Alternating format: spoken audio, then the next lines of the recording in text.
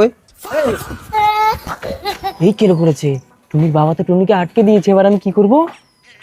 Idea. খুব লম্বা হয়েছে, তুই পড়তে যাওয়ার নাম করে অন্য ছেলেকে নিয়ে পালিয়ে যাবি না? এক পা ঘর থেকে বেরোবি না, মাস্টার আসবে বাড়িতে পড়াতে। কে? আমি মাস্টার চাণক্য চঞ্চল। আমি তো এক্ষুনি অনলাইনে বুক করলাম, আপনি এত তাড়াতাড়ি চলে আসলেন? অনলাইনে সবকিছুই ফার্স্ট হয়। আরে এগুলো কি বই? এগুলো চলবে না। আপনি বাজারে গিয়ে শাহরুখ খানের একটা দিলবালে বই কিনে নিয়ে আসুন। সেটা আবার কি?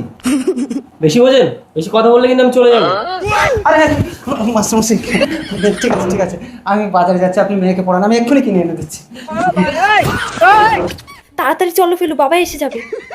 কি ঘোড়ার ডিমের শাহরুখ খানের দিলবালে বই, সে তো পাওয়াই যাচ্ছে না। দাদা, হ্যাঁ, আপনি আপনার মেয়েকে পড়ানোর জন্য কল করেছিলেন না? আর কে আপনি? মাস্টার তো বাড়িতে আমার মেয়েকে পড়াচ্ছে। আমি চাণক্য চঞ্চল। আপনি চাণক্য চঞ্চল? হ্যাঁ। তাহলে ওটা কি?